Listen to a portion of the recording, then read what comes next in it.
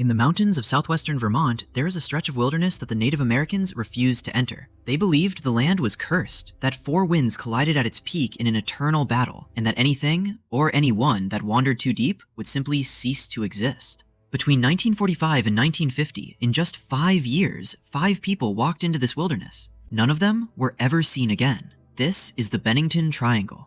Glastenbury Mountain sits deep in the Green Mountain National Forest. It covers over 15,000 acres of dense, unforgiving wilderness. Even today, it has no roads leading through it, no towns, no infrastructure, just trees, fog, and silence. In the 1800s, people tried to settle here. They built a small town called Glastenbury. Within decades, it was completely abandoned. The town is now classified as a ghost town with a population of 0. Locals stopped going there, and according to the Abenaki people, the Native Americans who called this region home long before European settlers arrived, they had always known why. The Abenaki believed Glastenbury Mountain was a place where the dead were buried, and only the dead should rest there. They spoke of a cursed stone in the mountains that would open up and devour anything unlucky enough to step upon it. They spoke of wild, hairy creatures roaming the ridgelines at night. They warned, do not go there. For a long time, those warnings were dismissed as folklore, as superstition. Then, starting in 1945, people began to disappear, and nobody could explain it.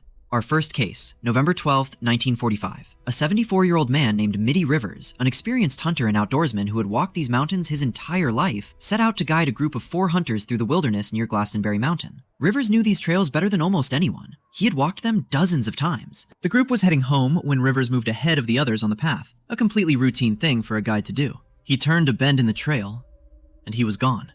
The 4 hunters behind him reached the same bend within seconds. Middie Rivers had simply vanished.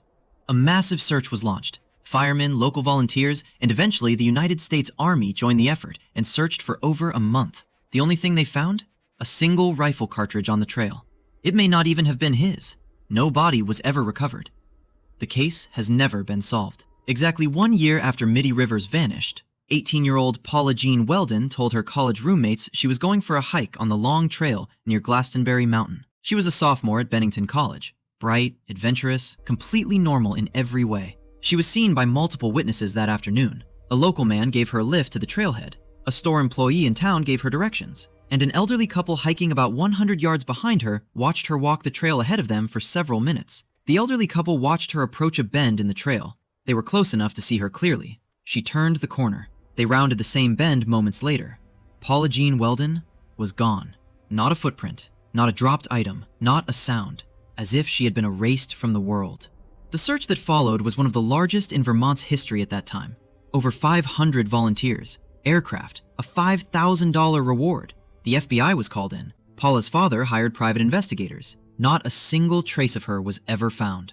Her disappearance was so badly handled by local authorities that her father, furious at the lack of coordination, publicly condemned the response. 1 year later, the Vermont State Police was formally created, largely as a direct result of the failures exposed during Paula's investigation. Her case is still open today. She has never been found. December 1st, 1949, exactly 3 years to the day after Paula Welden disappeared, a 68-year-old World War I veteran named James Tedford boarded a bus in St. Albans, Vermont, to return home to Bennington after visiting relatives. There were 14 passengers on that bus. Multiple witnesses, including the driver, confirmed that Tedford was in his seat at the last scheduled stop before Bennington. He was seen. He was there.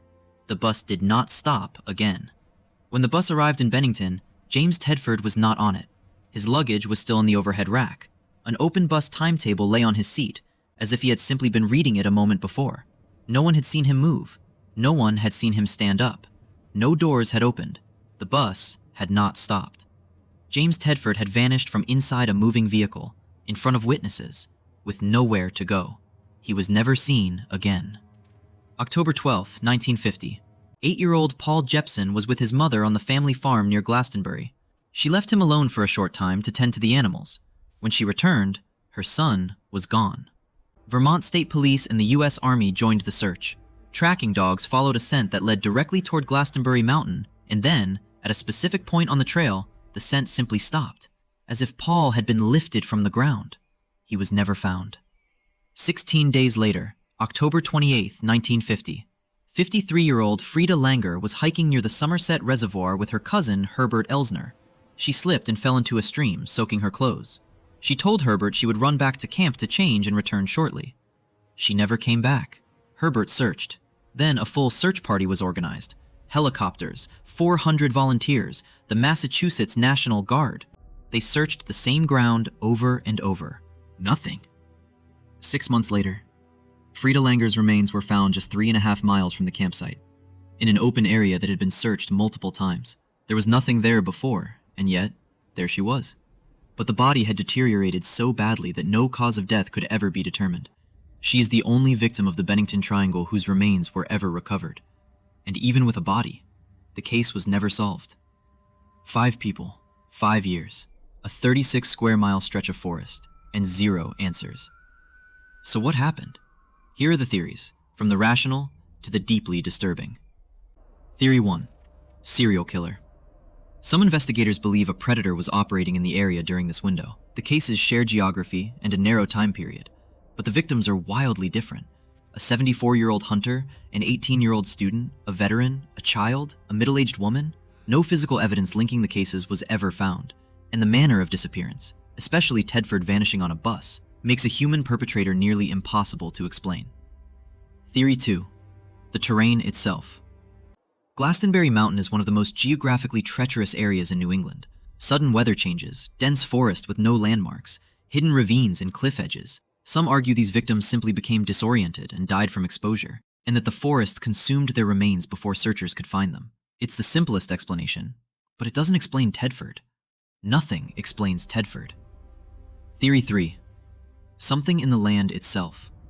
The Abenaki people had avoided this mountain for centuries before any of these disappearances. Their oral traditions specifically describe a malevolent force here, something that consumes. Some researchers point to the unusual electromagnetic properties of certain mountain regions, which can cause severe disorientation, hallucinations, and complete loss of spatial awareness. Others go further, pointing to documented reports of Bigfoot sightings, UFO activity, and unexplained lights in this specific area stretching back to the 1800s.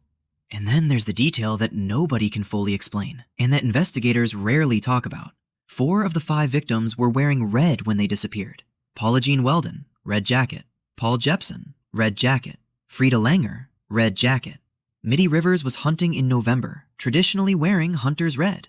Was it coincidence? Or was something out there drawn to it?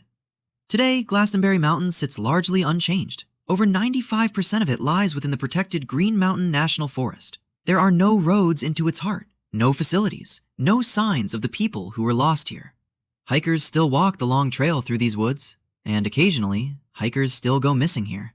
The area sees a disproportionate number of disappearances even today, though none as concentrated and as inexplicable as those 5 cases between 1945 and 1950. Middie Rivers, Paula Jean Welden, James Tedford, Paul Jepson, Frieda Langer. 5 people entered this forest. 1 set of remains was found, with no cause of death. 4 others vanished completely. The cases are still open. The forest is still there, and whatever took them has never been identified. If this case unsettled you, the next one is worse. Subscribe to The Vanished so you don't miss it, and leave a comment. Which theory do you believe? Because someone out there has an answer. We just haven't found it yet.